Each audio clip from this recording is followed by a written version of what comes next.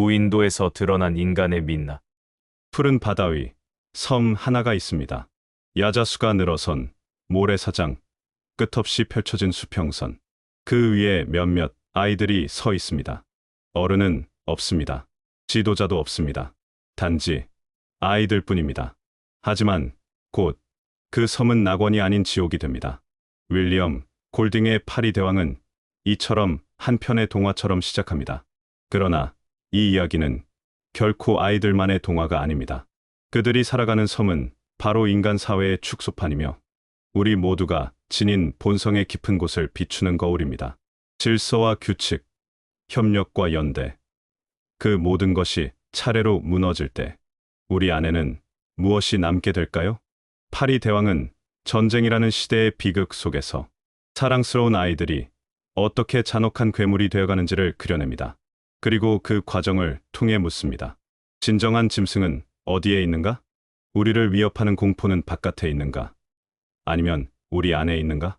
지금부터 여러분과 함께 우리가 놓쳐온 인간 본성과 문명의 경계선을 따라 섬세하고도 묵직한 사유의 여정을 시작해보려 합니다. 제1장 낙원인가? 덫인가? 문명의 기억이 남은 아이들. 푸른 창공을 가르며 굉음이 울렸습니다. 그것은 세계대전의 와중 어린이들을 대피시키기 위해 띄운 비행기였습니다. 그러나 운명의 장난처럼 비행기는 미지의 섬에 추락하고 맙니다. 그 섬에는 어른이 없습니다.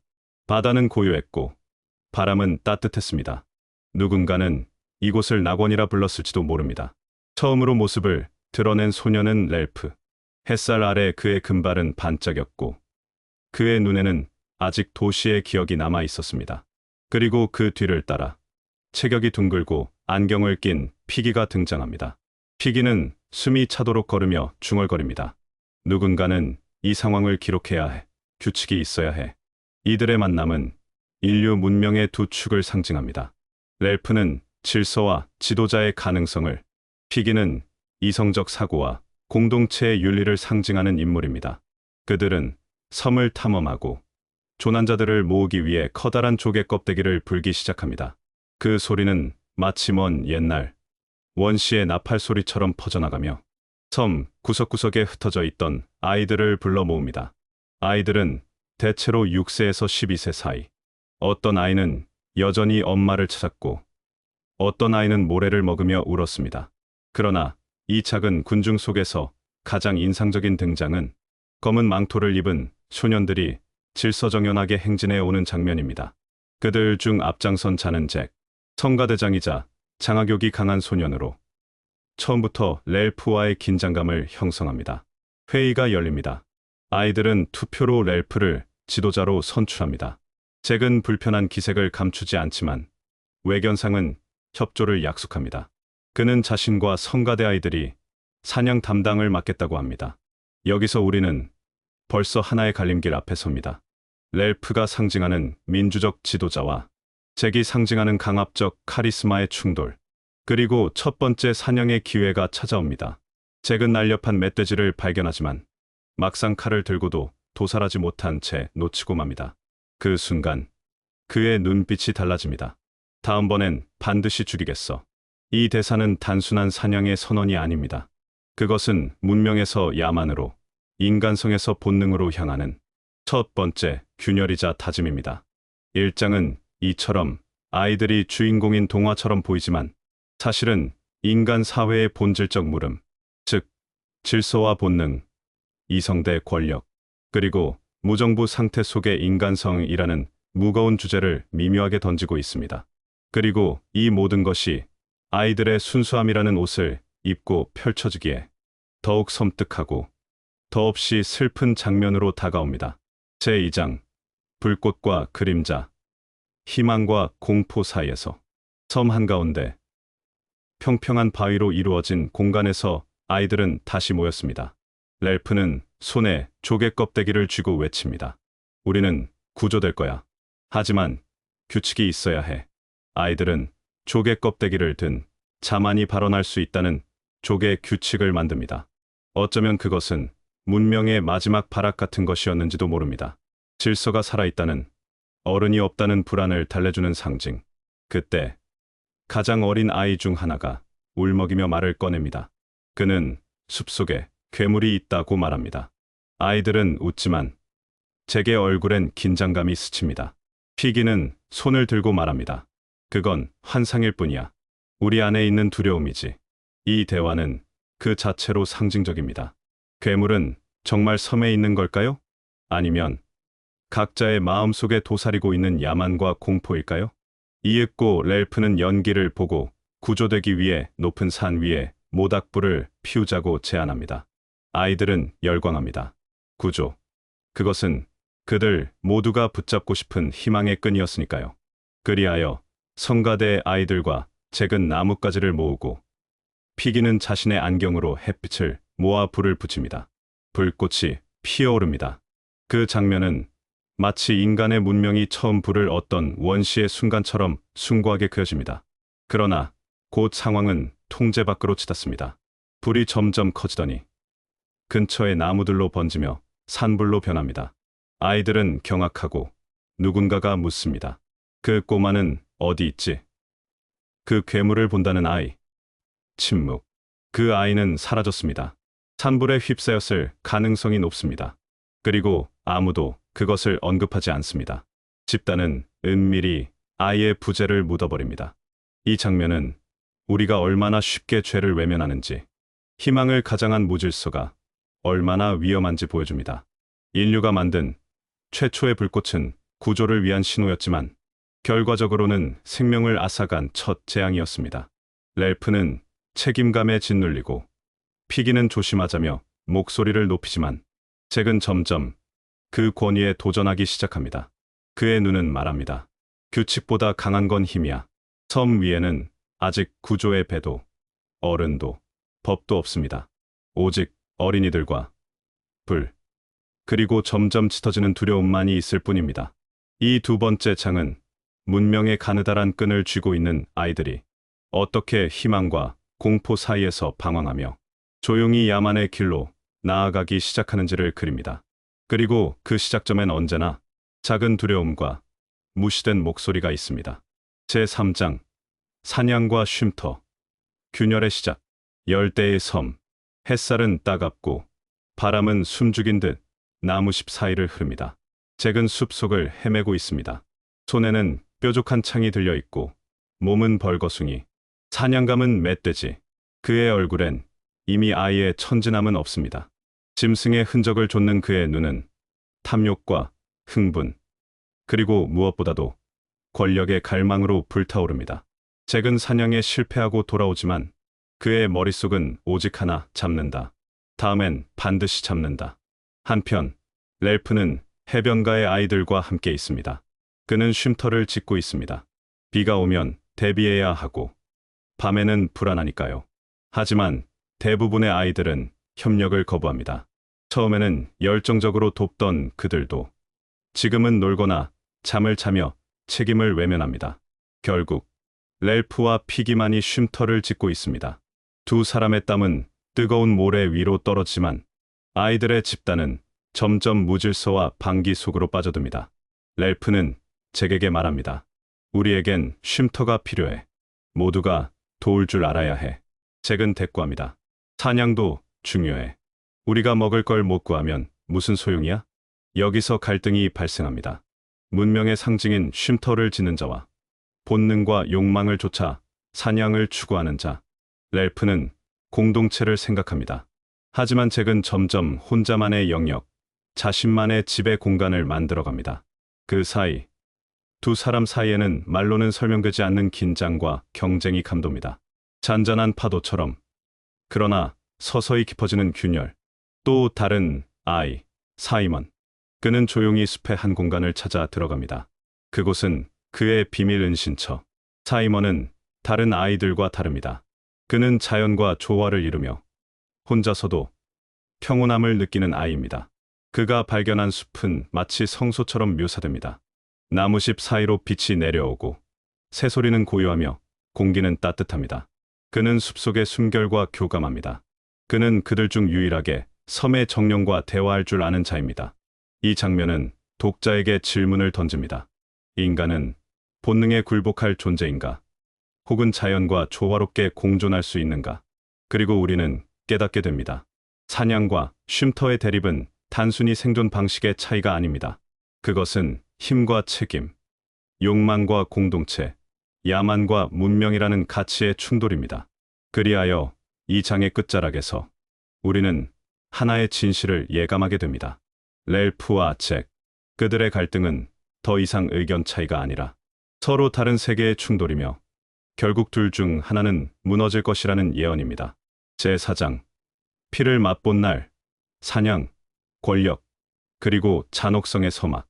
한낮의 열기 속에서 정글은 숨죽인 듯 적막합니다. 바로 그곳, 아이들의 무리가 숲속을 헤집고 다니다 마침내 멧돼지를 발견합니다. 잭이 선두에 섭니다. 창이 공기를 가르고 비명이 터지며 숲은 짐승의 울음소리로 뒤덮입니다. 그날, 첫 사냥에 성공한 날, 소년들은 피를 맛봅니다. 손에는 창, 얼굴엔 피, 눈빛엔 흥분. 그들은 야만의 기운에 매혹됩니다. 잭은 이제 더 이상 평범한 소년이 아닙니다. 그는 지도자처럼 군림하고 피로 세운 권위를 등에 업습니다. 이 사냥은 단지 식량의 획득이 아닙니다. 그것은 지배의 시작, 그리고 야성의 선언이었습니다. 소년들은 춤을 추고 함성을 지르며 그들만의 의식을 만들어갑니다. 죽여라, 찔러라, 목을 따라. 이 음산한 구호는 집단적인 열광으로 번지고 아이들의 세계는 점점 문명에서 야만으로 빠르게 이행됩니다. 그 순간 해변에서 연기를 피우며 구조 신호를 지키던 렐프는 절망합니다. 불은 꺼졌고 구조선은 지나갔으며 아이들은 모두 사냥에 빠져 있었던 것입니다. 렐프는 외칩니다. 우리는 집에 가야 해. 문명으로 돌아가야 해. 불을 지켜야 해. 하지만 잭은 웃습니다. 사냥은 성공했고 고기가 있다. 불보다 중요한 건 힘이다. 여기서부터 권력 구조의 전환이 시작됩니다. 잭의 사냥대는 힘을 가졌고 렐프의 공동체는 점점 무너져갑니다. 공포는 불씨처럼 번지고 야만은 규칙을 대체합니다. 특히 피기는 점점 더 외톨이가 됩니다. 안경은 깨지고 놀림은 심해지고 그는 아이들 사이에서 희생양이 되어갑니다. 그의 이성적인 목소리는 점점 묻혀가고 대신 힘과 공포가 언어가 됩니다. 그리고 이 장의 말미, 잭은 말합니다. 우리끼리의 규칙을 만들자. 사냥꾼만이 대장이 된다. 이 순간 우리는 깨닫습니다. 이야기는 단순한 표류가 아닙니다. 그것은 인간 내면의 어두운 심연, 권력과 폭력의 중독, 그리고 문명이 얼마나 쉽게 무너지는지를 보여주는 냉혹한 비유입니다. 소년들이 만든 작은 사회, 그곳엔 더 이상 어른도, 규칙도, 자비도 없습니다. 오직 지배하는 자와 복종하는 자만이 존재합니다. 제5장, 야수는 어디에 있는가? 공포의 실체와 내면의 괴물. 어느 날 밤, 하늘에서 무엇인가 떨어졌습니다. 산 위에 부서진 낙하산이 걸려 흔들리고 그 형체는 바람에 따라 마치 살아있는 것처럼 꿈틀거립니다. 소년들 중 한 명이 이를 목격하고 소리칩니다. 야수다. 바로 이때부터 야수는 실체가 아닌 상징으로 작용합니다. 아무도 정확히 보지 못했고 확인한 자도 없지만 그 존재는 아이들 마음속에 자리를 잡습니다.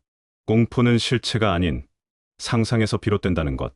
이 작품은 거듭해서 이 사실을 우리에게 상기시킵니다. 렐프는 이성적으로 설명하려 애쓰며 말합니다. 야수는 없어. 우리가 만든 거야. 우리 마음속에 있어. 하지만 아이들은 귀 기울이지 않습니다. 어린 소년들은 점점 두려움에 휩싸이고 잭은 그 두려움을 지배의 도구로 삼습니다. 그는 말합니다. 우리를 지켜줄 사람은 나뿐이야. 나는 야수를 무찌를 수 있어. 여기서 잭은 지도자가 아닌 주술사처럼 행동합니다. 공포를 진정시키기보다 공포를 과장해 자신의 입지를 굳힙니다. 사냥을 위한 의식이 열리고 아이들은 얼굴에 페인트를 바르고 춤을 춥니다.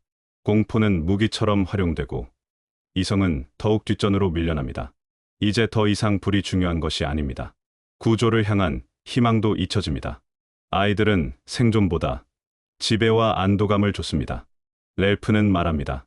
우리는 지금 어디로 가고 있는 거지? 그에 대한 대답은 없었습니다. 아이들은 불을 지키는 것보다 야수에게 재물을 바치는 것에 더 큰 의미를 둡니다. 그리고 마침내 멧돼지를 사냥한 후 그 머리를 창에 꽂아 남겨둡니다. 그것이 바로 이 소설의 제목인 파리대왕입니다. 그것은 썩어가는 고기의 악취, 파리들이 들끓는 형상, 그리고 아이들 마음속에 자리 잡은 공포의 정체화입니다. 이 장면은 압도적인 은유입니다. 파리대왕, 즉 야만의 신, 인간 내면의 어둠은 이제 물리적 형체로 섬 한가운데 자리 잡았습니다. 이제 질문은 명확해집니다. 야수는 섬에 있는가? 아니면 우리 안에 있는가? 렐프는 두려움에 맞서려 애쓰지만 아이들은 점점 제게 세계로 기울어갑니다. 제6장 사이먼의 죽음. 집단 광기와 죄 없는 희생. 밤이 깊었습니다. 폭풍이 몰아치고 하늘은 요란한 천둥으로 가득 차 있습니다. 아이들은 산 위에 떨어진 낙하산 병사의 시신을 야수로 오인한 채 공포에 휩싸여 있습니다. 그러나 단 한 사람, 사이먼만은 그 진실을 알아차립니다. 그는 자신의 불안과 싸우며 산을 오르고 마침내 낙하산에 걸린 시신이 바람에 흔들리며 움직이는 장면을 마주합니다. 그것은 야수가 아니었습니다. 단지 인간의 시신이었을 뿐. 사이먼은 진실을 전하기 위해 달려 내려옵니다. 거친 비바람 속에서 그는 몸을 가누며 외칩니다. 야수는 없어. 그건 사람이야. 그러나 그 순간 아이들은 잭이 주도하는 사냥의식에 몰입해 있었습니다. 그들은 멧돼지를 사냥하는 흉내를 내며 춤을 추고 고함을 지릅니다. 얼굴에 페인트를 칠하고 환희와 공포가 뒤섞인 이 의식은 이미 이성과 진실을 받아들일 수 없는 지경에 이릅니다. 그리고 그 광기 속으로 사이먼이 뛰어듭니다. 흙투성이의 얼굴, 축축한 옷, 숨가쁜 외침은 순간 아이들에게 야수로 인식됩니다. 야수다. 그 외침은 마치 번개의 섬광처럼 번지고 그의 몸은 아이들의 손과 발에 짓밟히며 돌에 맞고 무자비하게 찢깁니다. 그 누구도 그가 사이먼이라는 것을 알아보지 못합니다. 아니, 알아보려 하지 않았습니다. 이 장면은 이 소설의 가장 중심적이고 충격적인 장면입니다. 죄 없는 자의 희생, 진실을 전하려 했던 자가 오히려 집단의 광기에 의해 제거됩니다. 이 순간 독자는 마치 신약성서의 한 장면을 떠올리게 됩니다. 진리를 전하려 한 예언자. 그러나 세상은 그것을 받아들일 준비가 되어 있지 않기에 돌을 들어 그를 쳐냅니다. 이 비극은 단지 한 아이의 죽음을 넘어 집단 심리가 어떻게 진실을 왜곡하고 이성을 제거하는지를 상징적으로 보여줍니다. 심지어 다음 날 잭과 그의 무리는 이렇게 말합니다. 어젯밤 아무 일도 없었어. 아무도 죽지 않았어. 그들은 기억하지 않기로 합니다. 그렇게 부정은 인간의 방어기제가 되고 폭력은 책임 없는 본능의 일부가 됩니다. 제7장 불타는 섬. 인간 본성의 최후. 렐프는 이제 거의 혼자입니다. 사이먼은 죽었고 피기는 안경을 빼앗긴 채 무력합니다. 그리고 결국 그마저도 벼랑 아래로 추락하며 생을 마감합니다. 그 장면은 처참했습니다. 잭의 무리, 아니 사냥꾼 집단은 이제 완전한 야만의 상태에 도달합니다. 그들은 렐프를 향해 말 그대로 인간 사냥을 감행합니다. 렐프는 도망칩니다. 울창한 숲을 헤매고 가시에 찔리며 거칠게 숨을 몰아쉬며 자신이 인간으로서 지켜온 모든 가치와 존엄을 땅 위에 흘리듯 떨어뜨립니다. 잭은 마침내 렐프를 몰아넣기 위해 섬 전체에 불을 지릅니다. 그 불꽃은 번개보다도 빠르게 나무를 태우고 숲을 태우고 결국은 자기들이 숨 쉴 공간마저 파괴합니다. 이 장면은 상징적입니다. 인간은 자신을 파괴하기 위해 자신이 살아가는 기반마저 파괴하는 존재라는 것. 문명은 그렇게 스스로 무너지며 자기 파괴적 본능 속에서 활활 타오릅니다. 렐프는 해변으로 나옵니다. 몸은 상처투성이, 눈은 절망으로 가득 차 있고 몸은 더 이상 숨 쉴 힘도 없습니다. 그리고 그 순간 한 남자가 등장합니다. 해군 장교. 그는 연기를 보고 도착한 것입니다. 한 명의 어른, 문명의 대표자. 아이들은 모두 그 앞에서 멈춥니다. 바로 그 자리에서 렐프는 흐느낍니다. 자신이 겪은 공포, 자신이 지키지 못한 친구들, 자신 속에서 무너져 내린 문명, 그 모든 것을 안고 어린아이는 어른 앞에서 우는 것입니다. 해군 장교는 말합니다. 너희들 장난이 심했구나. 하지만 독자는 압니다. 이것은 장난이 아니었음을. 그 작은 섬은 하나의 세계였고 그 세계에서 인간은 이성이란 얇은 막 아래에 감춰진 잔혹함을 어떻게 드러내는지를 보였습니다. 그렇습니다. 파리대왕은 전쟁 중에 쓰였고 그 맥락 속에서 인간 본성의 어둠을 깊이 있게 탐구한 작품입니다. 해군 장교의 눈에도 이 야만의 축소판은 불편했을 것입니다. 하지만 그는 말하지 않습니다. 그도 어른이기에 전쟁과 폭력을 알고 있기에 그 아이들이 겪은 어둠이 결코 낯설지 않았을 것입니다. 에필로그. 문명의 탈을 벗은 인간, 그 진실한 얼굴. 윌리엄 골딩의 파리대왕은 소년들의 이야기로 시작되었지만 결국은 우리 모두의 이야기로 끝맺습니다. 아무리 귀엽고 순수해 보이는 아이들도 문명이라는 규율이 사라지면 그 안에 야만성과 권력욕, 공포와 잔혹함이 고개를 들 수 있다는 사실. 그건 어른이라고 다르지 않습니다. 국가와 전쟁, 이념과 차별 속에서 우리는 얼마나 많은 피기를 죽이고 얼마나 많은 사이먼을 오해하고 얼마나 많은 넬프를 쫓아내며 살아왔는지요. 우리는 종종 우리가 만든 질서가 견고하다고 믿습니다. 그러나 이 작품은 말합니다. 그 질서는 의외로 쉽게 무너진다. 인간의 본질에 대한 불편한 진실, 그 안에서 희미하게 남아 빛나는 이성의 불씨, 그것을 어떻게 지키고 이어갈 것인가? 이것이 이 책이 우리에게 던지는 마지막 질문입니다. 파리대왕은 단순한 소설이 아닙니다. 그것은 거울입니다. 우리 자신을 비추는, 때론 보기 싫은 내면까지 비추는 진실한 거울. 그 거울 앞에서 우리는 스스로에게 묻고 성찰하고 그리고 조금 더 나은 존재로 나아갈 수 있기를 바랍니다. 이 영상이 여러분께 작은 울림과 깊은 사유의 시간이 되셨기를 바랍니다. 지금까지 쿨라이프 TV였습니다. 여러분의 구독과 좋아요, 공유는 큰 격려가 됩니다. 고맙습니다.